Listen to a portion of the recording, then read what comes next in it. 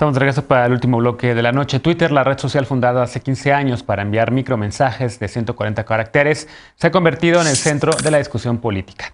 Desde que decidió junto con Facebook suspender las cuentas de Donald Trump, el expresidente de Estados Unidos, la discusión sobre si estas empresas pueden o no eliminar o bloquear a usuarios se ha reavivado. La discusión empezó incluso antes de que Trump iniciara su mandato y usara estas plataformas como su principal medio de comunicación.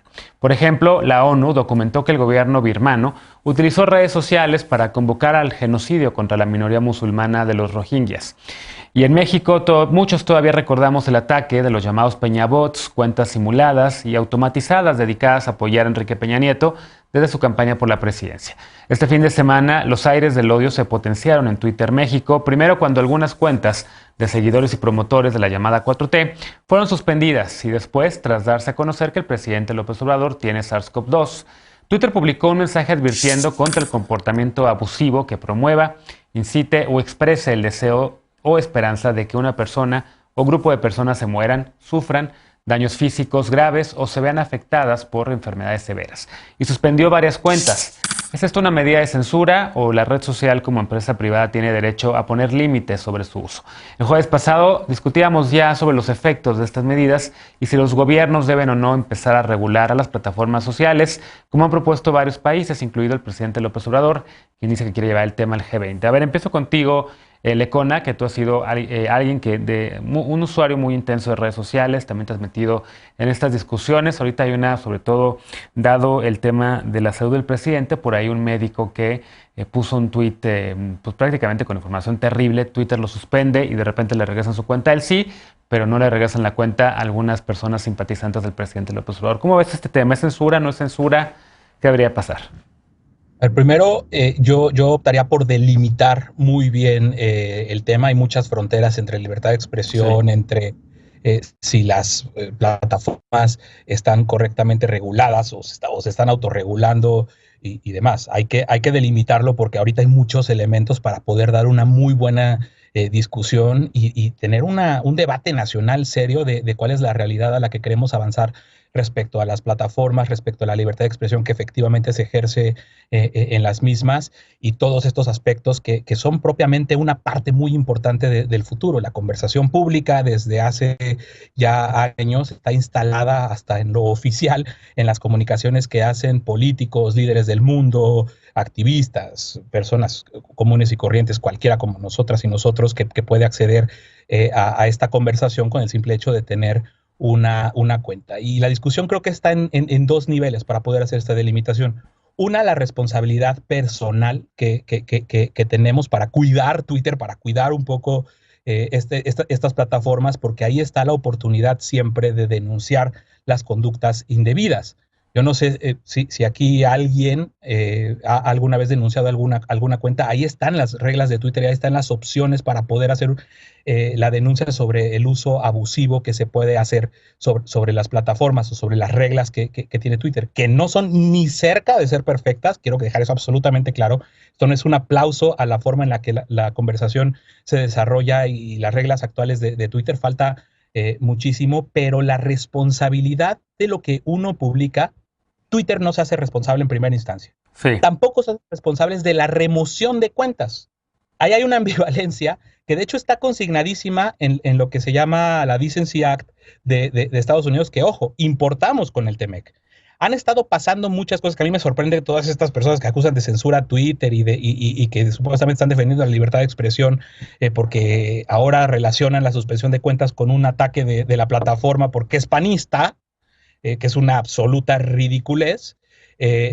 ¿Por qué no han alzado la voz o por qué no hemos alzado la voz con cosas que ya se han aprobado en esta legislatura que fomentan la censura en Internet, como la iniciativa de derecho al olvido de Ricardo Monreal, o qué tal las normas para violaciones de derecho de autor que ya fueron aprobadas por este gobierno con el pretexto, por esta legislatura, con el pretexto del MEC? Entonces, creo que para poder dar una conversación que tiene que ver con derecho a la información, con libertad de expresión, hay que ejercerla y hay que decirlo de forma responsable. El presidente tampoco ha jamás condenado los ataques que hacen sus simpatizantes, porque siempre nos meten la narrativa que quienes lo atacan son bots, quienes lo defienden es el pueblo bueno que está consciente. Ana, ¿por dónde le entras a todo este debate? ¿Es censura o no es censura? ¿Qué debería de pasar? ¿Y qué decir también de esas iniciativas que ha presentado Morena?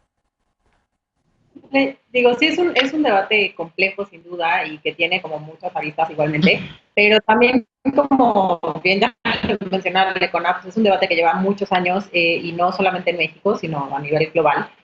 Es un tema complicado, pero yo creo que en términos generales, pues los límites, digamos, están claros pues en los mismos tratados internacionales, en una serie de convenciones, en las leyes, en la Constitución, etcétera, ¿no? Porque el límite de la libertad de expresión es el discurso de odio, punto, ¿no? O sea, yo creo que ahí es donde tanto las redes sociales, que efectivamente no son parte del, es decir, no son un bien público, son un bien privado, pero que están dentro del espacio público, pero esto ya también está discutido, debatido y regulado por digamos, todo el tema de medios de comunicación tradicionales, ¿no? En ese sentido, ¿no? Tanto los medios de comunicación ocupan el espacio público y forman parte de la conversación pública y además, pues digamos, generan conversiones de interés público, ¿no? Lo mismo con las redes sociales, nada más habría que, creo que, pues adecuar un poco estas legislaciones hacia las nuevas tecnologías.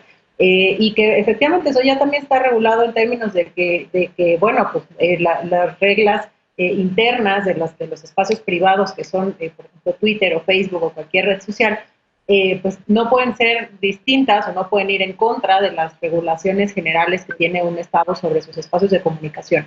Digamos, bueno, lo digo así en términos de que creo que ahí está como el corazón de todo el debate público.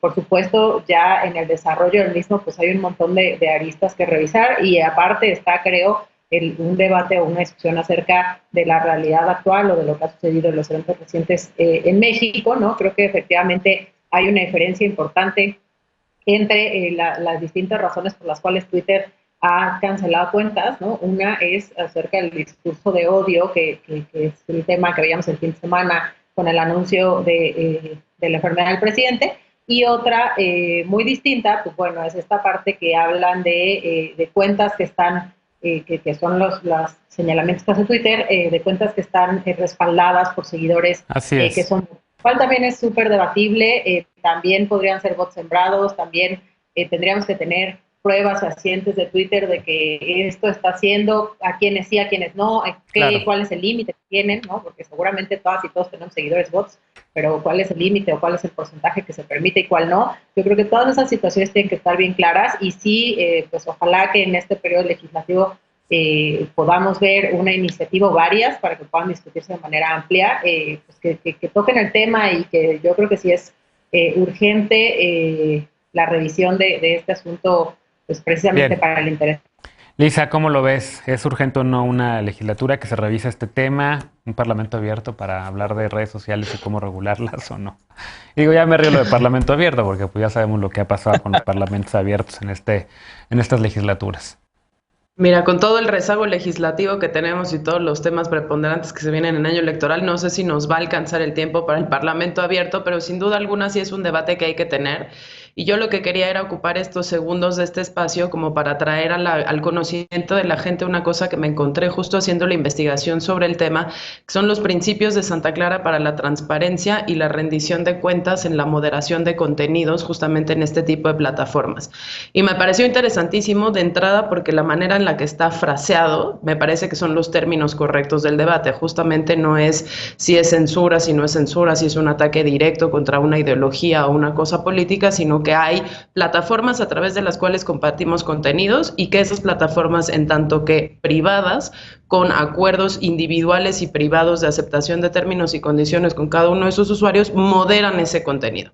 ¿Y cuáles son entonces estos tres principios de Santa Clara para la transparencia y la rendición de cuentas en esta moderación de contenidos, justamente para evitar las suspicacias de censura, de manejo político, de contenidos dirigidos o cargados de significado o de orientación o de movilizaciones falsas?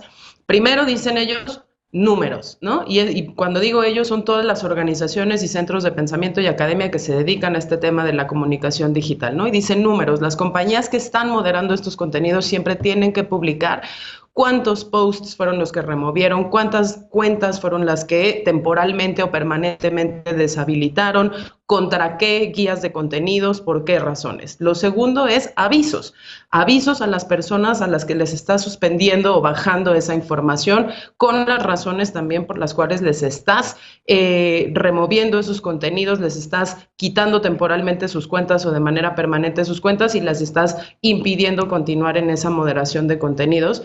Y el tercero es una manera de que las personas puedan justamente apelar esas decisiones de moderación de contenidos, ¿no? Procesos muy transparentes, muy claros y sobre todo muy oportunos, es decir, rápidos, en donde la persona pueda decir a través de un canal muy conocido, no estoy de acuerdo, porque, y entonces se diriman precisamente pues esos conflictos en la moderación para que la conversación pueda seguir, ¿no? Y entonces, habiendo dicho eso, creo que, bueno, ese es un poco el debate en el que estamos dando. Tenemos los números, tenemos los avisos, tenemos la manera de apelar estas cosas, sí o no, y sobre todo, pues si esos términos y condiciones son los claros y si todos los estamos respetando también, porque hay una parte de responsabilidad en el usuario sobre los contenidos que postea. Y salud.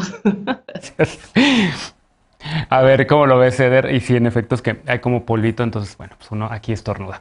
¿Cómo lo ves, Eder? El tema del debate de las redes sociales, que sin duda sigue generando ruido. Algunos colegas, amigos, amigas también se han quedado sin sus cuentas por postear temas. Twitter de repente decía, a ver, ellos estaban utilizando o divulgando fake news y de repente otras personas no. ¿Por qué ocurre esto? ¿Cómo lo ves?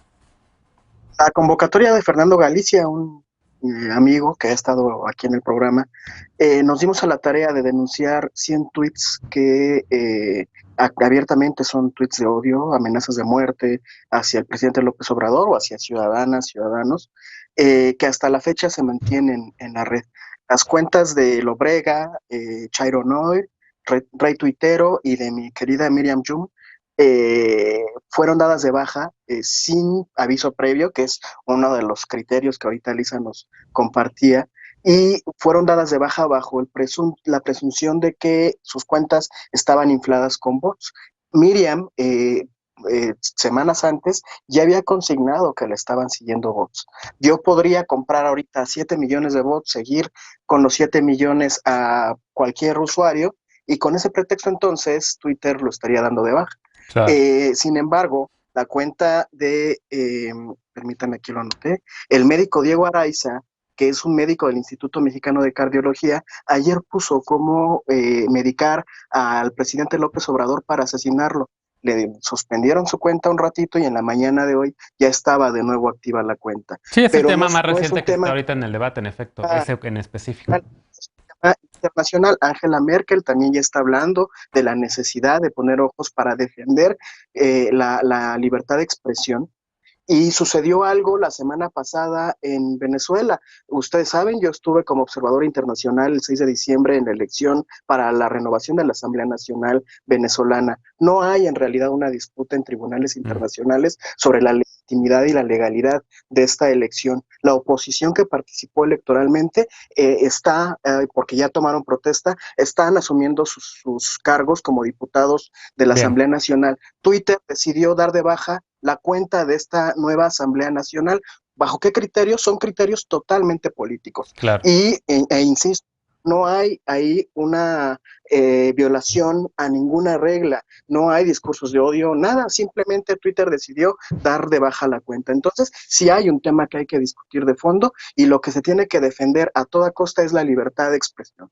Bueno, pues ¿qué les parece si dejamos este tema para discutirlo en otro programa? Porque ya se acabó el tiempo, evidentemente no se termina aquí. De hecho, estoy pensando hacer una mesa de viernes dedicada solo a este tema también, pero también, por supuesto, recuperar esta discusión sobre si Twitter toma posturas políticas o no respecto a ciertos temas, si está bien o mal, y recuperarlo también para esta mesa y para los martes y jueves. Hacemos un corte y regresamos para despedirnos de las y los panelistas de esta noche y con la paparrucha también, no te vayas.